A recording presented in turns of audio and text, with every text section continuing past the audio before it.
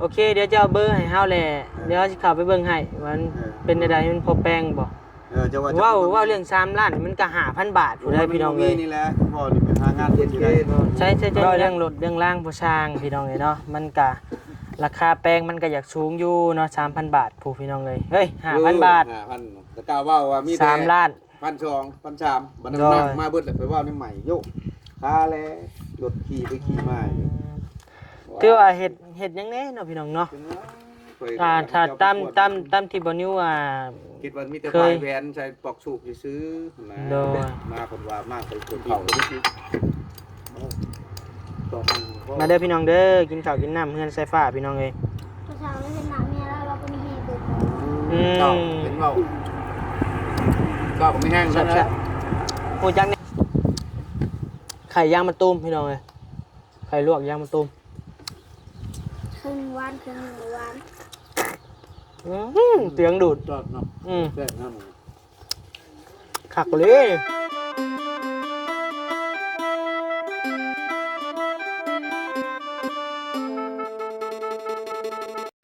มาพี่น้องเลยเนาะโตมาแกะบ่ต้องใส่ดอกเชฟเด้อไข่ลวกเห็นยังไข่ลวกบ่กินแบบกินน้ำบ่เพิ่งกว่าน่ะมีจิ้มก็แกะอันนี้วันนี้ซื้อมาบ่ได้แม่น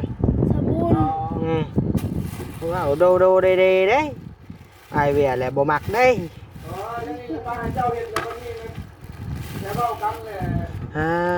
ตัวพี่น้องเลยเนาะลามูอีดพอดีเลยทางยังเกาะเรามาเมื่อกี้นี่ลืมเลยอุ้ยขอบใจเด้อสาวบุญเนาะซื้อของอยู่ของกินมาคักบอกแก้ว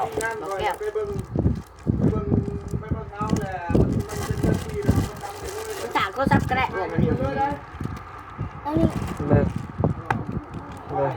จะคือสามตัวซับได้พอดีกับเลยค่ะ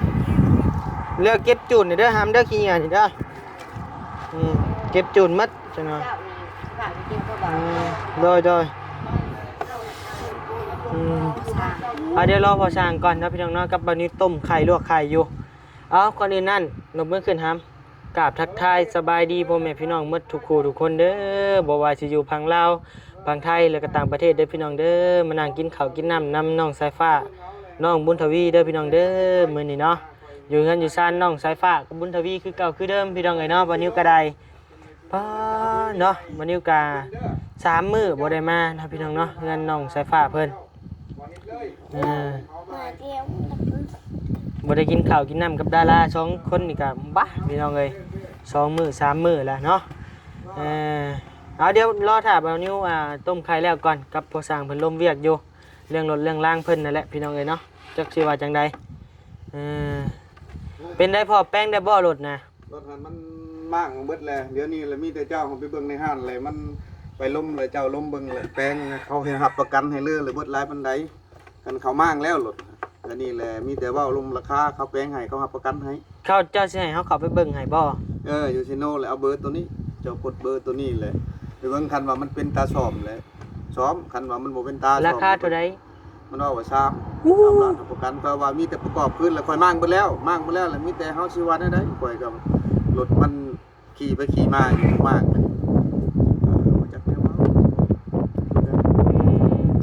โอเคเดี๋ยวจะเอาเบอร์ให้เฮาแหละเดี๋ยวสิเข้าไปเบิ่งให้ว่า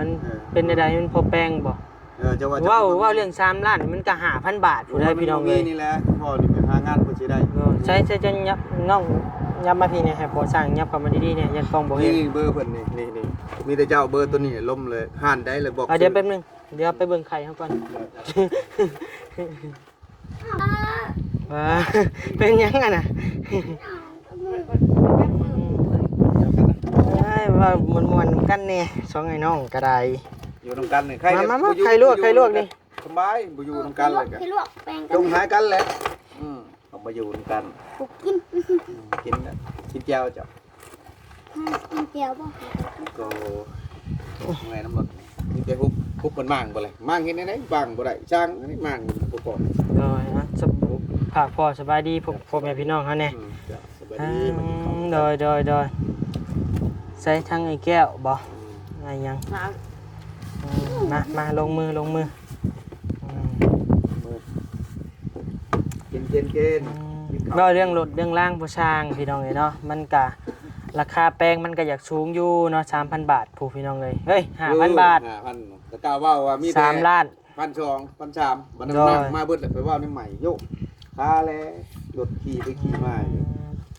ถือว่าเฮ็ดหยังแน่เนาะพี่น้องเนาะถ้าตามที่บ่นิวคิดว่ามีแต่ปลายแหวนใช้ปอกสูบซื้อนะ โดย มาผลว่ามากไปตัวที่เบิด โดยตามบ่นิวเคยเนาะพี่น้องเนาะบ่นิวก็เคยเปิดห้านแป้งรถจักรอยู่เนาะพอบ่นิวก็เป็นช่างอยู่พี่น้องเอ้ยเป็นอยู่เฮือนบ่นิวก็เปิดห้านอยู่แต่ว่ามันบ่มีคนเผาตอนนี้ก็ได้เนาะก็เป็นห้านแป้งรถคือกันแต่ว่าเรื่องเฮ็ดสูบแวนนี่มันก็ราคาบ่ฮอดพุ่นแน่นอนพี่น้องเอ้ยฮอด 5,000 บาทอยู่ได้พี่น้องเอ้ยรถจักรมาเลมือสองมันสิตกอยู่ประมาณ3ล้านกว่าๆนี่แหละ3ล้าน4ล้านนี่แหละมันก็แพงเนาะซื้อคันใหม่ดีกว่าหั่นนะตามความคิดเฮาได้คันว่าพอสิแพงหั่นนะพอขายซากไว้ล้านกีบ2ล้านล้านกีบก็ได้รถน่ะมัน ไปเบิ่งมีแต่เว้าเรื่องตัวนั้นแหละ แม่นว่าง่ายๆขายซากถิ่มดีกว่าพี่น้องเอ้ยไปแป้งก็ 5,000 บาทนะโอ้ความคิดบ่นิ้วได้พี่น้องเอ้ย ไปก็ว่าอยู่ เพราะว่ามันก็เป็นรถจีนนะมันบ่เป็นรถไทยแนมรถไทยนี่สู้ได้อยู่ราคานี่ถือว่าปกติแนมว่าเป็นรถไทยนะราคาแปลงสูบแวนนี่นั่นนี่เพราะอันนี้มันเป็นรถจีนพี่น้องเอ้ยรถมาเลคือแบบทางง่ายๆเพิ่นเคยช่วยเหลือแหละราคาก็บ่แพงราคามือ1ก็ 20,000 กว่าบาทพี่น้องเอ้ยราคามือ2บ่มีหนังสือว่าง่ายก็บ่เกิน4ล้านเนาะรถบ่นิวมีหนังสือแท้ๆบ่นิวซื้อ5ล้าน5นึงมาเลคือกันรถจีนคือกันเนาะแต่ว่ามีหนังสือครบรถบ่นิวน่ะจักดีงามๆเลยเนาะอย่าไปว่าให้ขึ้นหลายกินข้าวดีกว่า ดูต่อ เดี๋ยวสิไปเบิ่งให้พอเดี๋ยวเอาเมื่อ ได้ก็มีแต่เจ้าข้อมูลเลยมองให้เจ้า เดี๋ยวเอาเบอร์ให้เฮา เจ้าเบอร์เขาเบอร์คอยฉากกันนี่เจ้าขายฉากเลยรถไปกับตัวมูนี่เวลา ขายซากก็เอาก็ว่าบ่ได้ให้เจ้าแล้วไปขายเอง บ่ตัวเจ้าขายราคาด้วยเนี่ยไข่ชุบได้ก็ได้สบาย แม่งไข่ เอาว่าผมเบิ้ลพวกขายได้ขายด้วยเอาเป็นว่าเรื่องคำเรื่องขายคอยปุ๊บบิน ขายได้โอ้พอได้บล็อกก้อน2ก้อนหรือว่าเปลี่ยนยังพอได้ตื่มก้อนเพื่อนผักเช่าอยู่บ่เอาได้เพื่อน มันขายซากก็ขายได้บ่แพงดอกรถอันนี้นะ แม่น มันแต่ว่าถ้าสิแป้งขี่ก็ซ้ำซื้อใหม่อ่ะพี่น้องได้งามๆเลย จะงามในที่น้ำโมกับใครแน่มันสะดวกไปสะดวกมากนี่มากกับชออยู่ ถ้าว่าแป้งมาก็จักสิจบบ่จบ แม่น รู้แล้ว ตามความคิดบ่นิวเด้อพี่น้องเอ้ยแต่ก็แล้วแต่พอเพิ่นถ้าพอเพิ่นสิเลือกสิแป้งก็แล้วแต่บ่นิวก็ออกความคิดเห็นเพราะว่าย่านพ่อเพิ่นเสียหัวนะพี่น้องเอ้ยง่ายๆเพราะว่าบ่นิวก็เคยเป็นช่างอยู่แต่ก็บ่เก่งดอก พอทูๆไทยๆก็พอแล้วพี่น้องเอ้ย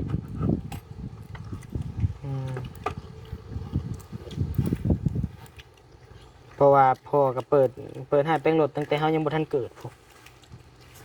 พ่อเฮานะแต่ว่าเดี๋ยวนี้เศร้าแล้ว มันใกล้มันยังว่ามาให้ประมูลขายให้เล็กเศษอยู่นาเวียนกับบ่เกิน5-6 แสนปานนั้นแหละ แม่ กับหันตีนมันออกขายกันนั่นนี่มันตาตีหมอพื้นหมอไฟยังเบิดเลยตากระพุ่งอยู่มันคงเก่งมันก็มาขายเป็นชิ้นสิได้ประมาณนั้นแหละ คือว่ามันอยู่ในภาษาแปลง โอ้โหมันเพิ่นหมอนเพิ่นแหละ มันก็แป้ง เอามากินแครอทไว้หั่นมาไว้อยู่ตลาดแล้วแต่แล้วมันขึ้นได้ซ้ำมื้อไหนก็ขึ้นจากกี้นี่แล้วยังอยู่ไปคือว่าเพิ่นสิแปลงได้คือบ่ยากตัวแล้วบ่มื้อนี้ค่ำมันบางแล้วบ่ว่าค่าเวียกอันนั้นนี่ตัวไปทางใหม่แล้วข่อยว่าถ้าเอา2-3 มื้อ2-3 มื้อเว้าไปทางใหม่อีกแหละ คอยขี่รถกับหมู่คอยย่างมาเจ้าเบิ่งว่าจะนักกอยหวยเพราะว่านักกอยโคกมันก็อยู่มันจะรั บ่เป็นหยังแหละมันเกิดแล้วเด้บ่เป็นหยัง เอาไหมไม่ อีกอย่างรถมันก็เก่าแล้วอย่ามัน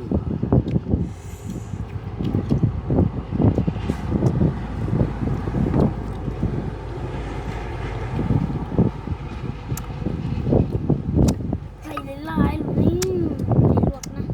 กินไหมหามกินได้จักอ่ะ แค่เข้มเลยจ้ะ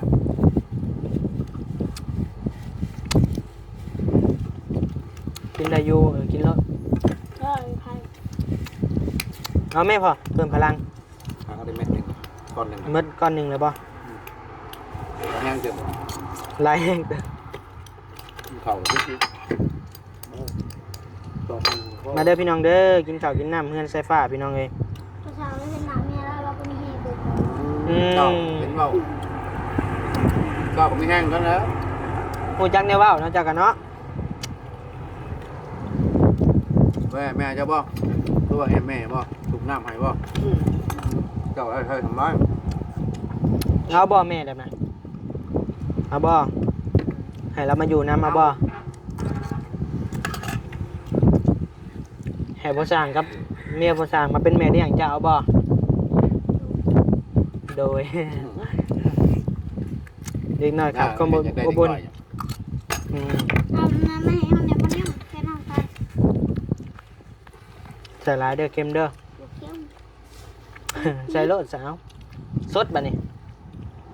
โอ้ยเค็มเด้ลำหมูสบุนซื้อหายบ่ เค็มเปียก เฮาก็กินกาแฟมาแล้วมันบ่คิดอยากปานใด นี่ก็กินข้าวเช้าช่วยๆเนี่ย อืม แกงหน่อไม้แต่พอเที่ยงคืนมาเที่ยงคืนกับใครนะ ใส่บ่เสียงมามื้อใด พอเที่ยงมาเช้าอยู่มือก้อนนะ อื มาเป็นมาแหวะหน่อไม้หน่อย ค่าเพิ่นมาผู้บ่ ต้มไว้แบบนี้พวกแกงกินขึ้น เด้อ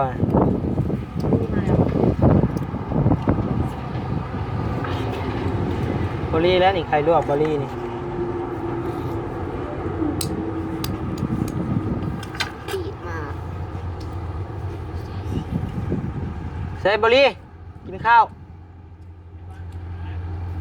ได้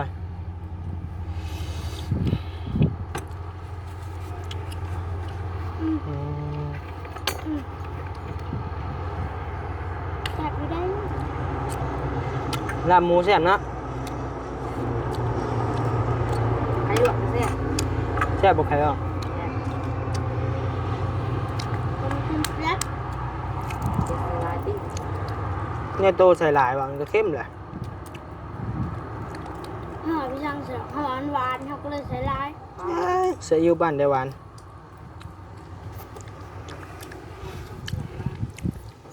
ย้อมเลยจะมาเลย ห้ามไม่หนูเสร็จอยู่ มันย้อมเลยแบบนั่นนี่มันอยู่เลย อืม อยู่กับวานอะไร เขาก็หูดิ หาแต่หูดิบ่ผิดเนาะคนบ่หูย่อมบ่ผิดเนาะใส่ผ้า อยู่มันกับวาน วันนี้จะมีเค็ม ฮะทั้งวานทั้งเข้ม ช่วงหนึ่งหวานช่วงหนึ่งแบบเค็มอ่ะแบ่งครึ่งดิใครประวัน อะไร แซ่บไข่ย่างมะตูมพี่น้องเอ้ยไข่ลวกย่างมะตูม ครึ่งหวานครึ่งหนึ่งหวาน เสียงดูด จอดเนาะแซ่บนะมึง คักเลย ดอกไม้โบแซ่บได้แบบนี้ พอแซ่บแล้วอิ่มเลยนี่เอาอีกนี่ไปบ่อิ่มนี่ ไม่ใช่รู้คือแตกแล้วผม แตกแล้วเฮาถอกลงมาเลย มาใช่เนี่ยไม่รู้ เฮ้ยเสียงดูดให้กว่ายัง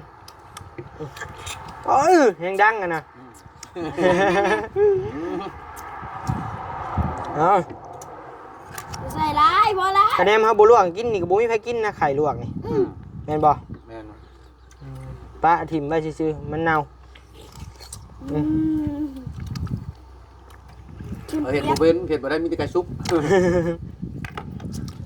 เนี่ยพอกินไข่ลวกฉันนี่น่ะ3 นาทีม มีแต่เฮาก็ คะแนนว่าอยากกินแบบลวกเลยน่ะ2 นาที2 นาทีพอดีแซ่บสดกินเลย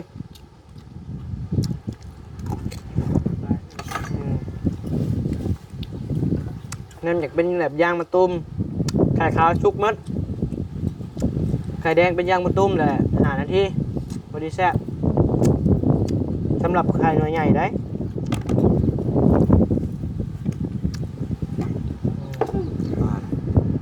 ลยแซ่บ แซ่บบ่ มึดมันนึงเดี๋ยวนี้ท้องหน่อย นั่นนี่2 หน่วยเจ้าจักหน่วย ซอง 2พอสั่ง2เขาต้มจักหน่วย7 หน่วย มากินหน่อยหนึ่ง พอดีอิ่มพี่น้องเอ้ย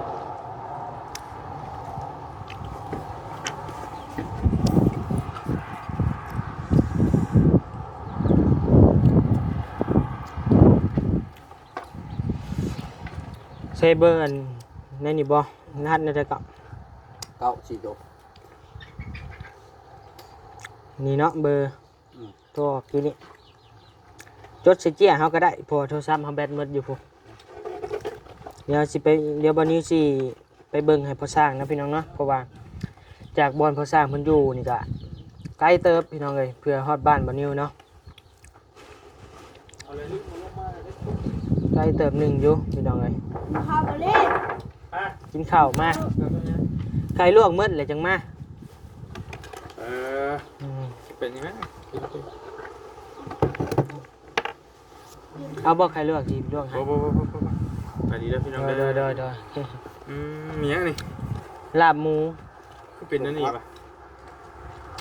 ชาวบุญซื้อมาให้ว่าซั่น โอ้จะเสียบดีครับจดยังพอจดเลขเบอร์บอลไปนำมาลดและยูซิโน่อะโทรถามมามั่งเบิดแล้วอะอ้าวมั่งเบิดพัดว่าไปว่า เพิ่นสิให้เอาไปเบิ่งให้ ก็เบิ่งให้คันว่ามันบ่ได้แล้วให้เพิ่นเอามาเลยป้าไว้อยู่เพื่อนนั่นแหละสิขายเป็นเล็กเศษก็มีคนซื้อ โดย ได้มันบ่มีเงินคำนี่แหละญาติเฮ็ดเฮือนมันอยู่บน 3 ล้าน แห้ง ค่าแปลง แผลปั้นเนาะ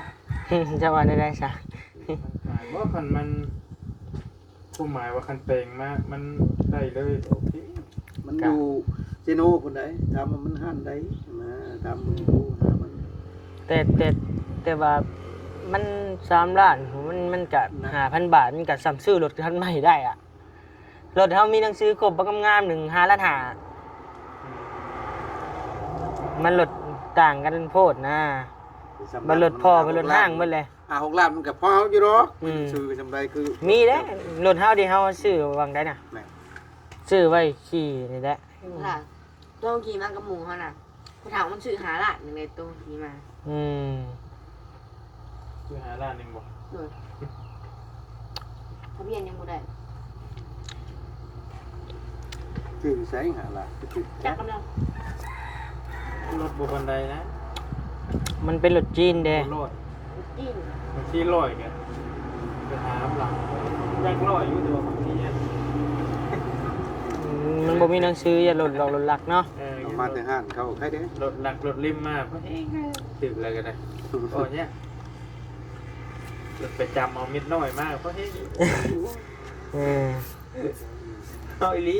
เห็นแก่ของถือนี่ ตัวนั่นแหละ เอาไว้ว่าเนาะ เอาตนมีหนังสือดีกว่า แกงก็อย่า พ มา ดดาวพอไว้เก็บออมไป อืม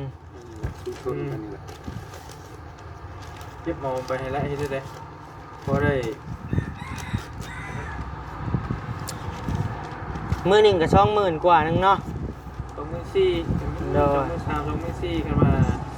ตัวธรรมดานะก็ทำพิธีได้ โดย